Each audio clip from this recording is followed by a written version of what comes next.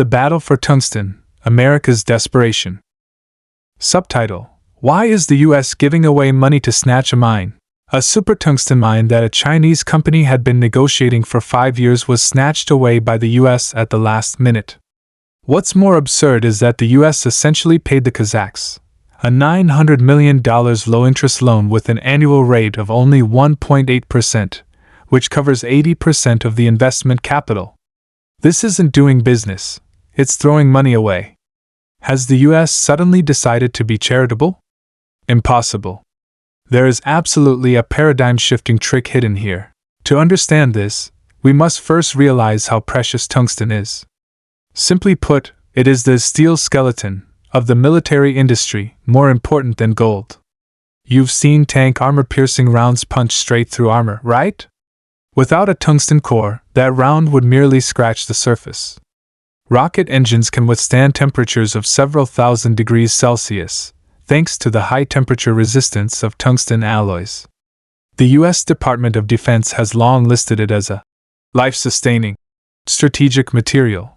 Without it, advanced weaponry is just a pile of scrap metal. What's even more mind-boggling is that this seemingly loss-making move by the US is actually a desperate act born out of extreme panic. Data shows that 80% of the world's tungsten production comes from China. The US stopped commercial tungsten mining on its own soil back in 2015, and it is 100% reliant on imports for high-end tungsten products. China happens to be its largest supplier, accounting for up to 27%. More critically, China has tightened its export controls on tungsten, setting off alarm bells in US military arsenals. Next, we will uncover: how much did the US actually spend? Why has tungsten become the nuclear weapon of great power competition? And what countermeasures does China have against the US encirclement? Moneybag: the shocking cost of America's mine heist. The US posture in this mine grab is nothing short of pouring everything in, completely abandoning the profit-seeking nature of business. To secure the multi-billion-dollar tungsten mine in Kazakhstan, the US private company, Cove Capital LLC, took a 70% controlling stake. The accompanying conditions provided by the Trump administration virtually spoiled Kazakhstan. First, the industry supply chain package. The US promised to help Kazakhstan build a complete production line from scratch, including mining, smelting, and processing, even covering the training of skilled workers, with the products directly connecting to the US market. Second, the financial bomb. For the $1.1 billion project, the US financed $900 million. The 1.8% low-interest loan is lower than savings account interest. Kazakhstan doesn't have to pay cash. The loan will be deducted directly from future mine profits. Finally, the infrastructure tie-in. The US supported Kazakhstan in building a strategic railway directly to Europe that bypasses China and Russia, on the condition that Kazakhstan spends $4.2 billion to buy 300 American locomotives, marking the largest US rail equipment export order in history. This operation completely upended the US trade logic. Historically, the US has been meticulous even with its allies, charging interest on aid to Ukraine and routinely slapping tariffs and technology blocks on China. Its current generosity toward Kazakhstan has only one core reason: fear of China cutting off the tungsten supply chain. U.S. Geological Survey data shows the U.S. external dependence on tungsten exceeds 35%, and high-end tungsten products are 100% import-reliant. If China tightens exports, the production of U.S. armor-piercing rounds and missiles could grind to a halt. In 2023, during a military exercise, a warning about tungsten shortage already sounded. This mine grab is essentially an emergency rescue attempt after its military lifeline was squeezed.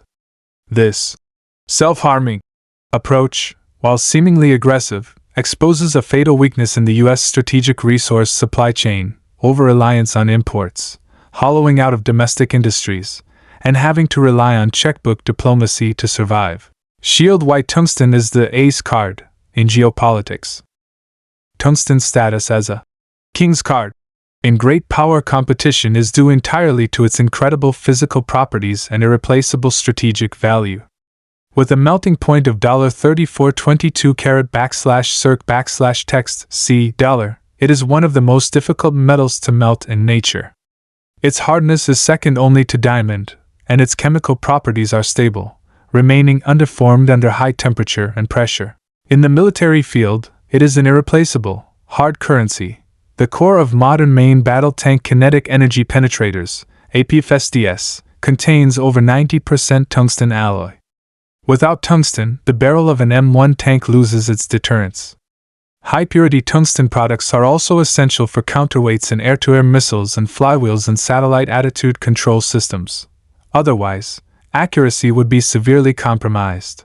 In the civilian sector, it is a rigid demand for high-tech industries, sputter targets in chip manufacturing, filaments in LED lights, and drill bits for oil exploration all rely on tungsten.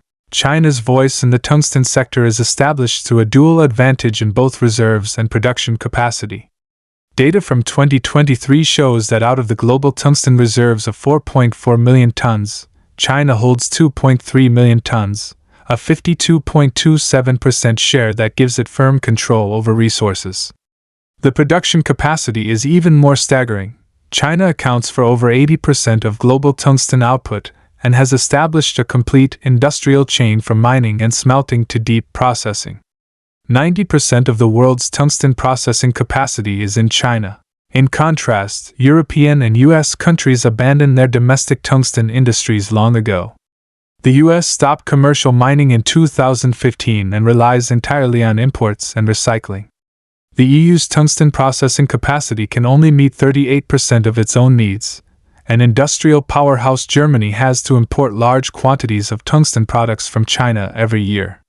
This made in China, used globally structure makes tungsten, after rare earth, another strategic resource ace for China, causing extreme unease in the US. World Map: The US Conspiracy, reshaping the global mineral supply chain. The US mine grab is part of a conspiracy to reconstruct the global critical mineral supply chain.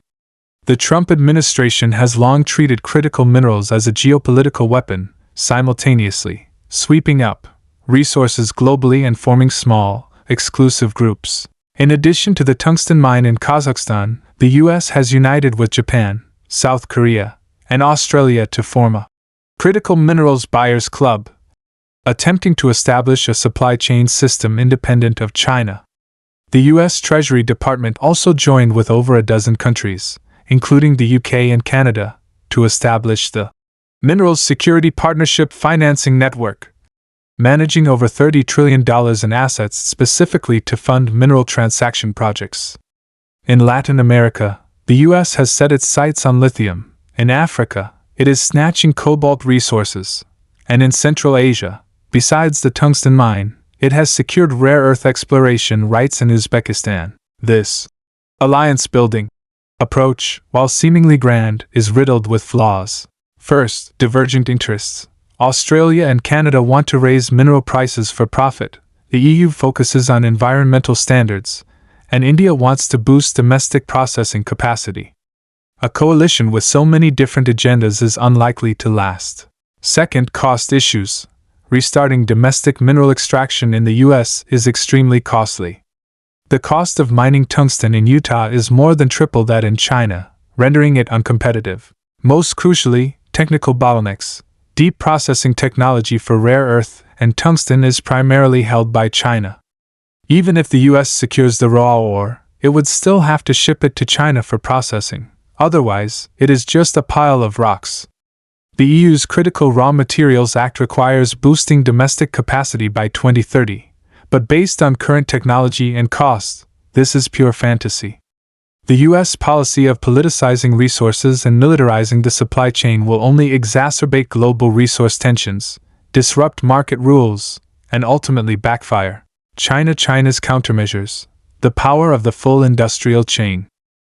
In contrast to the anxiety in the West, China's tungsten industry strategy has been proactive for years, with export control being only the first step. Even before rare earth, China tightened its export policy on tungsten. In 2024, exports of ammonium paratungstate, APT, and tungsten trioxide, while still substantial, are under increasingly stringent control. More importantly, China is shifting from a resource exporter to a technology output country.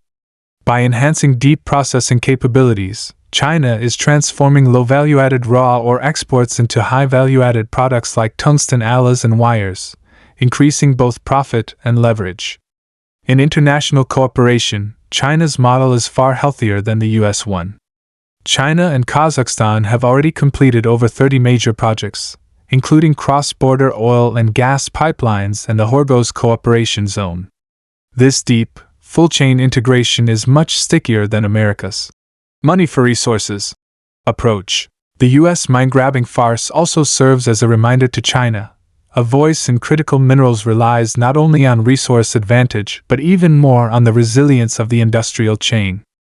Although the US snatched one mine, China holds a bigger trump card: the world's most complete tungsten processing industrial chain and 52% of the global reserves. While Kazakhstan chose the US this time, 40% of its foreign trade relies on China, making a complete shift to the West impossible. The US can buy temporary mineral rights with money, but it cannot buy long-term industrial chain cooperation and trust. China's future response strategies should be: continue to strengthen deep processing technology to cement its industrial chain advantage, deepen mutually beneficial cooperation with resource-rich nations, substituting mere resource procurement with infrastructure and industrial investment, accelerate domestic strategic reserves to ensure its own supply chain security. After all, in the global resource competition, the one who controls the core links of the industrial chain is the true winner.